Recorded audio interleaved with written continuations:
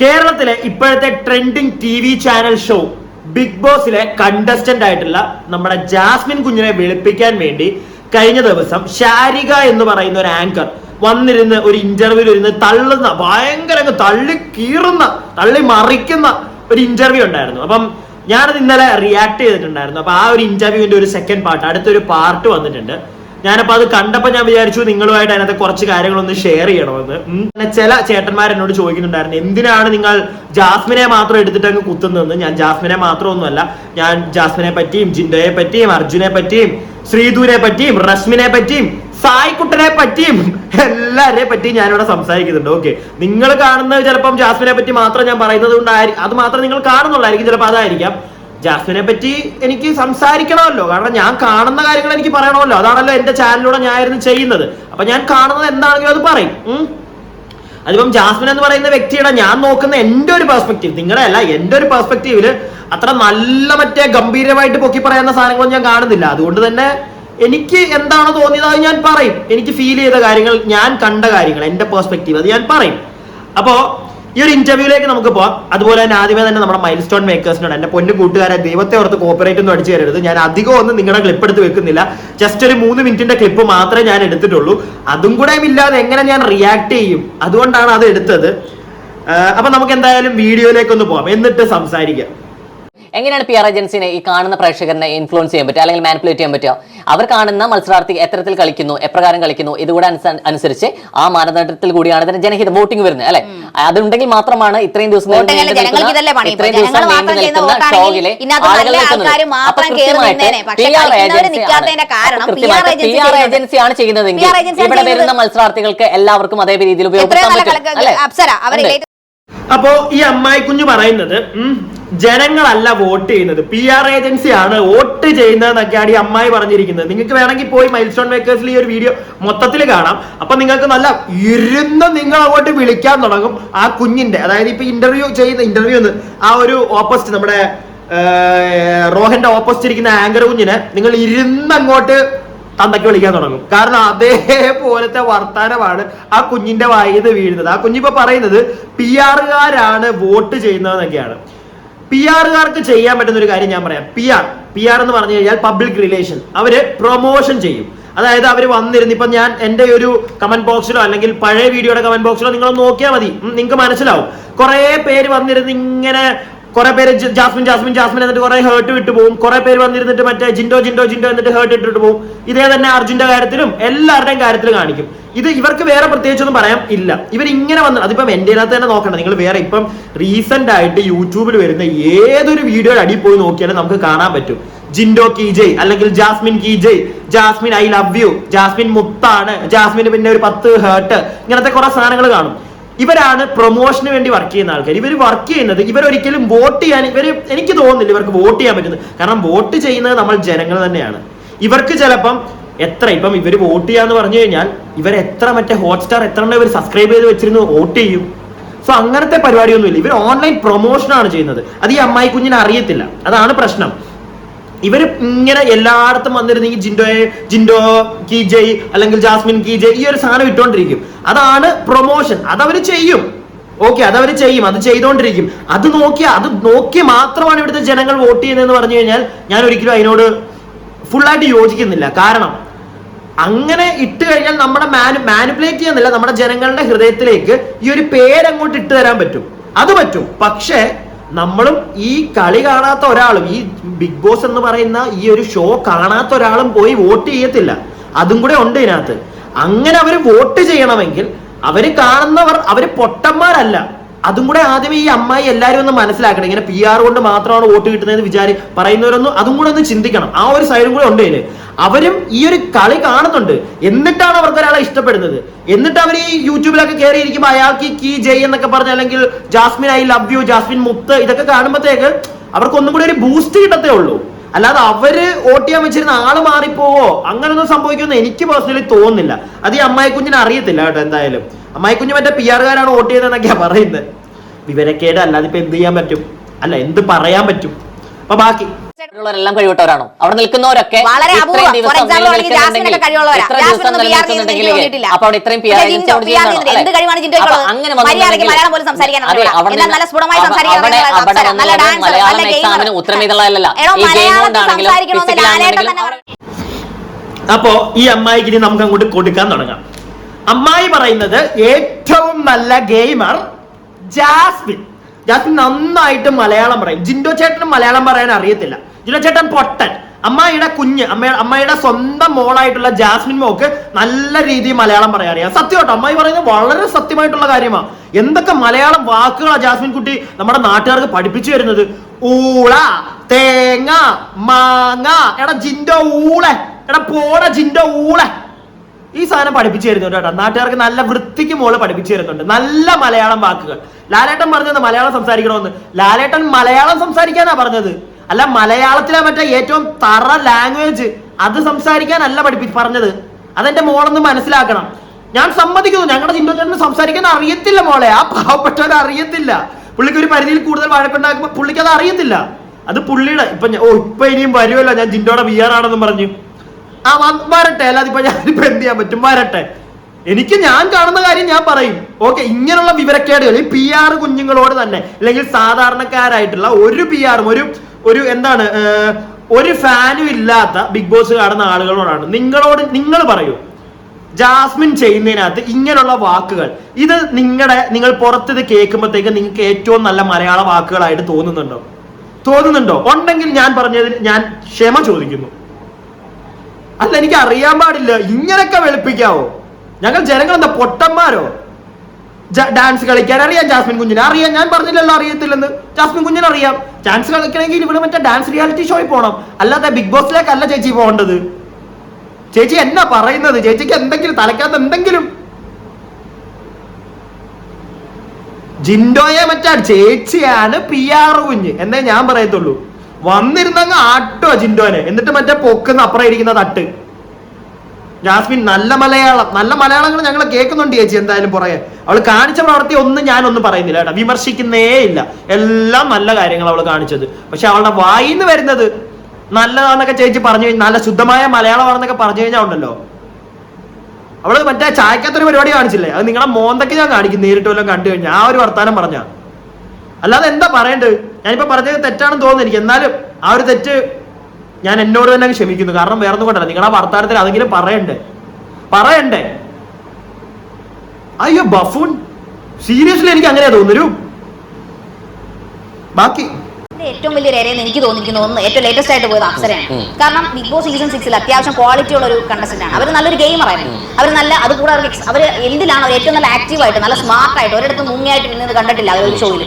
പക്ഷെ അവർ ശരിക്കും ഷോക്ക്ഡ് ആയിരുന്നു അവരെ പുറത്താക്കിയെന്ന് കേട്ടിട്ട്. കാരണം എന്ന് വെച്ച് കഴിഞ്ഞാൽ ഇത് കണ്ടിരുന്ന ജനങ്ങളായ ഞങ്ങൾ പോലും ഷോക്ക്ഡ് ആയി പോയെന്നുള്ളതാണ്. എങ്ങനെ അവർ പുറത്തായെങ്കിൽ ഓരോ രക്ഷ പ്രക്രിയയിലും അതനുസരിച്ചിട്ട് പുറത്തു പോയിട്ടുണ്ട്. എന്താണ് രക്ഷപ്രക്രിയയുടെ ബേസ് മാനദണ്ഡം? ജനവിധി എന്നാ പറയുന്നത്. ആ ജനവിധി അനുസരിച്ചാണ് പുറത്തു പോയത്. ആ ജനവിധിയിലൂടെയാണ് ജനവിധിയാണ്, PR അല്ല. പുറത്തു വന്നിട്ട് എങ്ങനെ വന്നിട്ടുണ്ടെങ്കിൽ PR നോക്കിയിട്ടല്ല. അപ്പൊ വോട്ടിംഗ് എങ്ങനെയാണെന്ന് കണ്ടിട്ട് കൂടി ആ ഗെയിം കൂടി മാനദണ്ഡത്തിലാണ് തോന്നുന്നത്. ഈ വോട്ടിംഗ് PR എങ്ങനെ ബന്ധപ്പെടുന്നത്? PR ഏജൻസിയാണ് ചെയ്തിരുന്നത്. ഇത് എല്ലാവർക്കും ചെയ്യായിരുന്നു അല്ലെ? ഇല്ലേ? അപ്പൊ അങ്ങനെ കഴിവുള്ള അതിനകത്ത് എല്ലാ മത്സരാർത്ഥികൾ എല്ലാവരും വായിൽ സ്വർണ്ണം കണ്ടിട്ട് ജനിച്ചവരാണോ? അല്ലെങ്കിൽ റിച്ച് ആയിട്ടുള്ള പുറത്തുപോയി ഈ പറഞ്ഞ PR ഏജൻസിയിലാണ് നിലനിന്നിരുന്നെങ്കിൽ, പൈസ ആളാണ് നിന്നിരുന്നെങ്കിൽ റോക്കി അതിനകത്ത് അല്ലെ? പക്ഷെ പുറത്തുപോയി. അമ്മായി തന്നെ ഓരോ കാര്യങ്ങൾ പറയും. അത് പറയുന്നത് നല്ല ഒന്നാന്തരം മണ്ടത്തരം. റോഹൻ അത് പിടിക്കാൻ നല്ല വൃത്തിക്ക് കിട്ടുന്നുണ്ട്. അമ്മായി എന്താ പറഞ്ഞത്? അസീർ റോക്കി കാശുണ്ടായിരുന്നു, അതുകൊണ്ട് അവൻ PR ചെയ്തു. അസീർ റോക്കിക്ക് അങ്ങനെ കാശുണ്ടാക്കി PR അവൻ ചെയ്തിട്ടുണ്ടെങ്കിൽ അവൻ എങ്ങനെ പുറത്തു പോന്നു? അവൻ ഇടി കൊടുത്തു, ആ ഒരു ഇടി തെറ്റാണ്, അതുകൊണ്ട് എടുത്ത് പുറത്ത് തട്ടി. അങ്ങനെ പറയാം, ഓക്കെ, അങ്ങനെ പറഞ്ഞു, അതാണ് കറക്റ്റ്. അതുപോലെ തന്നെ അമ്മായി വേറൊരു കാര്യം പറയുന്നുണ്ട്. അതിനിപ്പോ അടുത്ത വീഡിയോയിൽ കൂടെ ഞാൻ നിങ്ങൾക്ക് കാണിച്ചു തരാം, എന്നിട്ട് ഞാൻ അതിനെപ്പറ്റി സംസാരിക്കാം. അതായത് ഹൈക്കോടതിയുടെ കാര്യം. ഹൈക്കോടതി ഇടപെട്ടിട്ടാണ് അവനെ പുറത്താക്കിയത്. ഈ അമ്മായിയോട് എന്താ പറയണ്ടേ? ഇവരെനിക്ക് ഒന്നും കാണുന്നൊന്നുമില്ല, വെറുതെ വന്നിരുന്നെങ്കിൽ മറ്റേ അങ്ങ് തള്ളി മറിക്കുന്ന അത്രേ ഉള്ളൂ. നമ്മൾ കണ്ടതാണ് എന്താ നടന്നതെന്ന്. ഹൈക്കോടതിയൊക്കെ ഇടപെട്ടു ഇവനെ എടുത്ത് വെളി തട്ടിയതിനു ശേഷം. ഓക്കെ, അത് എങ്ങനെ ഒരു അഡ്വക്കേറ്റ് കൊണ്ട് കേസ് കൊടുത്തു, അതിന് ശേഷം ഹൈക്കോടതി ഇടപെട്ടു. പക്ഷെ ഇടപെട്ടിട്ട് വലിയ പ്രത്യേകിച്ചൊന്നും ഇവിടെ നടന്നില്ല. മനസ്സിലായില്ലേ? കാരണം അത് ബിഗ് ബോസ് എന്ന് പറഞ്ഞ പരിപാടി നടത്തുന്നത് വൻകിട ടീമുകൾ, നമ്മൾ അവരെ പറ്റി സംസാരിച്ചിട്ടുള്ളതാണ്. സോ അങ്ങോട്ടൊന്നും ഹൈക്കോടതി എത്തത്തില്ല, അതുകൊണ്ട് തന്നെ ഒന്നും നടന്നില്ല. അതാണ് സത്യം. ഞാൻ മറ്റേ ഹൈക്കോടതിയെ പുച്ഛിക്ക് ഒന്നുമല്ല ചെയ്തത്, സത്യമല്ലേ പറഞ്ഞത്. എവിടെ ഇല്ലെങ്കിൽ ആ കേസ് എവിടെ ഇല്ല. ഈ അമ്മായിക്ക് ഇതൊന്നും അറിയത്തില്ല കേട്ടോ. അമ്മായി മറ്റേ അതുപോലെ തന്നെ ഞാൻ വേറൊരു കാര്യം പറയാം. ഇപ്പൊ പി ആറിന്റെ കേസിൽ ഒരു പോയിന്റ് കൂടെ ഞാൻ പറഞ്ഞുതരാം. അതായത് ഈ ജനങ്ങൾ പി ആർ കണ്ട് മാത്രം വോട്ട് ഒരിക്കലും അല്ല. പി ആർ നല്ല രീതിയിൽ പ്രൊമോഷൻ നല്ല രീതിയിൽ നടക്കുന്നുണ്ട്. അപ്പം സംഗതി എന്താന്ന് വെച്ച് കഴിഞ്ഞാൽ ഇത് കാണുന്നവരെ വോട്ട് ചെയ്യുള്ളൂ. ഞാൻ നേരത്തെ പറഞ്ഞ കണക്ക് ഇത് കണ്ട് വോട്ട് ചെയ്യാൻ മാറുന്നില്ല. ഇപ്പൊ ഞാൻ ഇന്ന് കണ്ടു, ഞാൻ ഇന്നത്തെ കണ്ടിട്ട് എനിക്ക് ജിൻഡോയെ ഇഷ്ടപ്പെട്ടു, ഞാൻ വോട്ട് ചെയ്യാൻ വിട്ടുപോയി, ഞാൻ വോട്ട് ചെയ്തില്ല. പക്ഷെ കുറച്ച് കഴിഞ്ഞ് ഞാൻ വേറെ ഏതെങ്കിലും വീഡിയോ കാണുമ്പോഴായിരിക്കും അവിടെ മറ്റേ ജിൻഡോ കി ജയ് എന്നുള്ളൊരു പരിപാടി കാണുന്നത്. അപ്പത്തേക്ക് ഞാൻ വിചാരിക്കും അയ്യോ ഞാൻ വോട്ട് ചെയ്തില്ല, ജിൻഡോയ്ക്ക് വോട്ട് ചെയ്യണം, നേരെ പോയി വോട്ട് വെക്കും. ഇങ്ങനെയുള്ള പരിപാടികൾ ഈ പ്രൊമോഷൻ കാരണം നടക്കും. ഓക്കെ, മനസ്സിലായോ ചേച്ചി? ഇങ്ങനെയുള്ള പരിപാടികൾ നടക്കും. അതല്ലാതെ മറ്റേ വോട്ട് ചെയ്യാൻ തീരെ ഇഷ്ടമല്ലാത്ത ഒരാളെ കൊണ്ടുപോയി ഈ പ്രൊമോഷൻ ചെയ്യുന്നെന്ന് പറഞ്ഞാൽ അയാളെ അടിച്ച് മറ്റേ വോട്ട് ചെയ്യിക്കാനൊന്നും പറ്റത്തില്ല. അല്ലെങ്കിൽ ഇത് കണ്ട് മാത്രം വോട്ട് ചെയ്യാനൊന്നും അങ്ങനത്തെ പരിപാടിയൊന്നും നടക്കുമെന്ന് എനിക്ക് തോന്നുന്നില്ല. ഇത് കാണുമ്പോഴൊന്നും ഓർക്കും, നമ്മൾ പോയി ചെയ്യും. ആ പരിപാടി നടക്കും പ്രൊമോഷനും കൊണ്ട്. മനസ്സിലായോ? റോക്കി ഭായ് പുറത്തു പോയതിനു ശേഷമാണ് പറഞ്ഞത്, വന്നതിന് ശേഷമാണ് പുറത്തു പോയെന്ന് പറഞ്ഞു. തിരിച്ചു നോക്കി പറഞ്ഞ കാര്യങ്ങൾ ഒന്നില്ലെന്ന് പറഞ്ഞ കാര്യങ്ങൾ. അപ്പോ ചേച്ചി പറയാനും നിങ്ങൾ കേട്ടല്ലോ. ചേച്ചി അങ്ങനെ പറഞ്ഞിട്ടില്ല. ജസ്റ്റ് ഞാനത് അതും കൂടെ കഴിഞ്ഞിട്ട് പറയാന്ന് പറഞ്ഞു. ചേച്ചി കുറച്ചു മുമ്പ് അങ്ങോട്ട് പറഞ്ഞതാ, എന്നിട്ട് ഇപ്പൊ ചേച്ചി പറഞ്ഞിട്ടില്ല. നിങ്ങൾ ഒന്നും കൂടെ നോക്കാം, നിങ്ങൾ വേണമെങ്കിൽ ഒന്നുകൂടെ നോക്ക്. ഓക്കെ, ഇതാണ് ചേച്ചി, ഇതാണ് ഈ അമ്മായി. ഈ അമ്മായിയെ നമ്മളപ്പോ ഇത്രയും വില കൊടുത്താൽ മതി. അതുകൊണ്ട് തന്നെ ഇനി കുറച്ചും കൂടെ കാണിക്കുള്ളൂ. ഒരു മിനിറ്റത്തെയും കൂടെ നമുക്ക് അമ്മായി പറയുന്ന കുറച്ച് കാര്യങ്ങൾ കേൾക്കാം. കാരണം അമ്മായി തീരെ മണ്ടബുദ്ധിയാണ് എന്ന് നിങ്ങൾക്കൊന്ന് അറിയണമല്ലോ. അത് ഞാൻ ഇവിടെ തെളിയിച്ചു തരാം. എന്നിട്ട് നമുക്ക് ഇതൊക്കെ നിർത്തിയേക്കാം. കാരണം മടുപ്പായി ഈ അമ്മായിയുടെ. ഇന്നും കൂടെ ഉള്ളു കേട്ടോ. ഈ അമ്മായി വേറെ വീഡിയോ കൊണ്ട് വന്നാൽ ഞാൻ ചെയ്യത്തില്ല. ഇന്നും കൂടെ വന്നേക്കുന്നത്. കാരണം ഈ അമ്മായിയുടെ വിവരക്കേടൊന്ന് കാണിച്ചു തരണമല്ലോ നിങ്ങൾക്ക്. അതുകൊണ്ടാ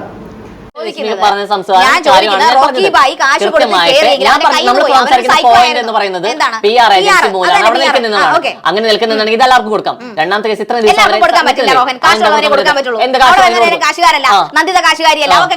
അവിടെ നിൽക്കുന്നവരെല്ലാം കാശുകാരാണോ?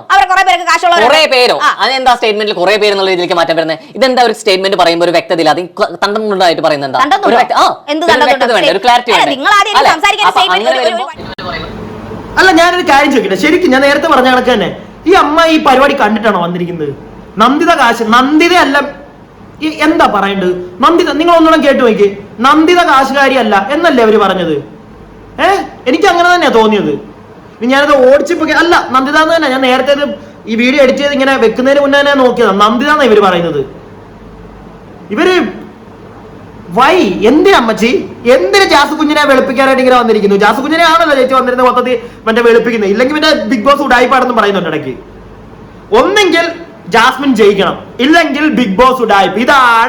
ഇതാണ് അമ്മായിയുടെ ഒരു കളി അല്ലേ? അതുപോലെ തന്നെ അമ്മായി അതിൻ്റെ ഇടയ്ക്ക് തുടക്കത്തിൽ ഒരു കാര്യം പറഞ്ഞു. ഞാനതെങ്കിൽ ശ്രദ്ധിച്ചു, പക്ഷെ പറയാൻ വിട്ടുപോയി. ഈ ക്ലിപ്പിലാണല്ലോ അത്. സൈക്കോയാ റോക്കി ബൈ സൈക്കോയ എന്ന് ഏത് അർത്ഥത്തിലാണ് റോക്കി ബൈ സൈക്കോയ എന്നൊന്ന് പറഞ്ഞാൽ നിങ്ങള്? നിങ്ങൾക്ക് സൈക്കോ എന്ന് പറയുന്നതിന്റെ മീനിങ് നിങ്ങൾക്ക് അറിയോ? ഈ സൈക്കോ എന്ന് പറയുന്ന സാധനത്തിന് ഒരു 2-3 പെർസ്പെക്ടീവ്സ് ഉണ്ട്. അതറിയോ അമ്മായിക്ക്? ഒന്ന് മറ്റേ ക്രൂരമായി കൊന്ന് മറ്റേ പീഡനങ്ങളൊക്കെ നടത്തി മറ്റേ പ്രാന്ത് കാണിക്കുന്നവന്മാര്, അവരെ നമ്മൾ സൈക്കോ എന്ന് വിളിക്കും. ഇല്ലെങ്കിൽ സത്യങ്ങൾ തുറന്നു പറയുന്നവരെ ചില ആളുകൾക്ക് ഇഷ്ടപ്പെടത്തില്ല, അവരെ നിങ്ങൾ സൈക്കോ എന്ന് വിളിക്കും. ഇങ്ങനെയുള്ള കുറച്ച് കാര്യങ്ങളുണ്ട്. ഈ സൈക്കോ എന്ന ഒരാളെ നമ്മൾ വിളിക്കുമ്പോഴത്തേക്ക് ഈ മണ്ടനെയൊക്കെ ചെന്ന് നിങ്ങൾ എന്തിനാ സൈക്കോ എന്ന് വിളിക്കുന്നത്? എനിക്ക് അറിയാൻ പാടില്ല. ഒരവസരം കിട്ടി അണ്ണന്. അണ്ണൻ അത് അവിടെ പോയി മറ്റേ ഞാൻ കുടിച്ച വെള്ളക്കുപ്പിക്ക് 10 ലക്ഷം രൂപ, ഈ വർത്താനം പറയുന്നവൻ സൈക്കോയല്ല. ആ വാക്കിന്റെ വില കളയല്ലേ? ദൈവത്തെ ഓർത്ത് പറയുമ്പോൾ തോന്നി PR ഏജൻസിയാണ് ചെയ്യുന്നതെങ്കിൽ എങ്ങനെയാണ് PR ഏജൻസി വോട്ടിംഗ് ആയി മാറുന്നത്? എങ്ങനെയാണ് വോട്ടിംഗ് ആയി മാറുന്നത്? എങ്ങനെ പിആറിനോ എങ്ങനെയാണ് വോട്ടിംഗ് ചെയ്യുന്നത്? എങ്ങനെയാണ് വോട്ട് ചെയ്യാൻ പറ്റുന്നത്? അറിയാത്ത കാര്യങ്ങൾ സംസാരിക്കരുത്. PR ഏജൻസി ചെയ്യുന്നത് കൃത്യമായിട്ട് അവരുടെ PR എന്താണെന്ന് താങ്കൾക്ക് അറിയോ? എനിക്കറിയാം, എങ്കിൽ കൃത്യമായിട്ട് PR എന്താണെന്ന് അറിയാഞ്ഞിട്ടാണോ PR ഏജൻസി കൊണ്ടാണ് അവരവിടെ നിൽക്കുന്നതെന്ന് പറയാൻ സംസാരിക്കുന്നത്?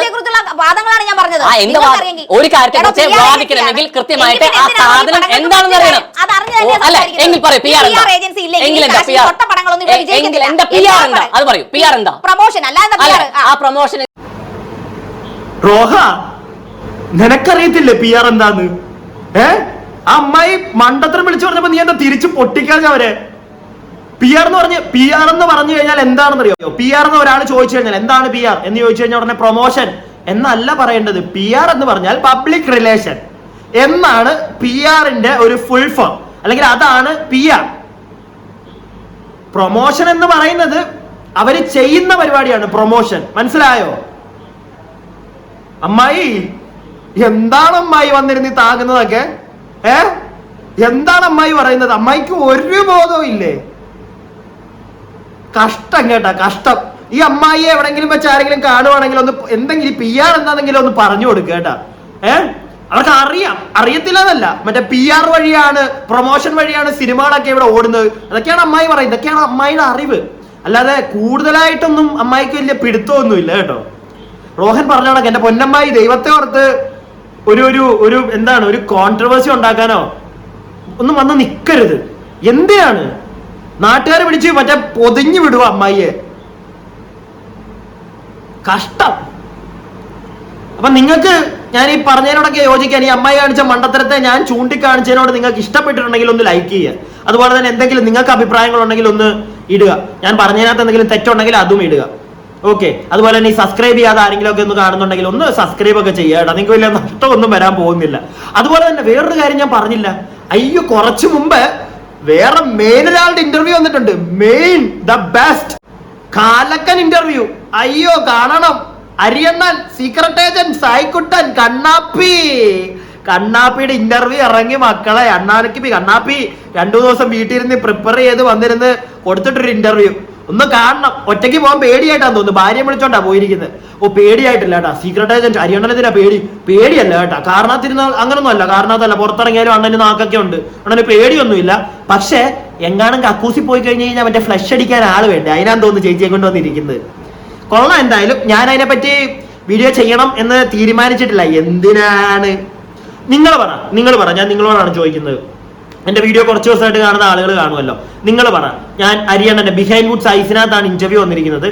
ഞാൻ എടുത്ത് അതിനെപ്പറ്റി സംസാരിക്കണം. ഞാനത് കണ്ടപ്പോ തന്നെ എനിക്ക് മറ്റേ കുറെ കാര്യം കിട്ടി. അണ്ണം വന്നിരുന്ന് മറ്റേ വെളുപ്പിക്കല, മറ്റേ ബുദ്ധിമാനാണ് ഞാൻ. ആ ഒരു സീനിലൊക്കെയാ വന്നിരുന്ന് പറയുന്നത്. അതിനകത്ത് തന്നെ ഞാൻ എന്തോ ഒരു മണ്ടത്തരം ഇപ്പൊ പറയണോ?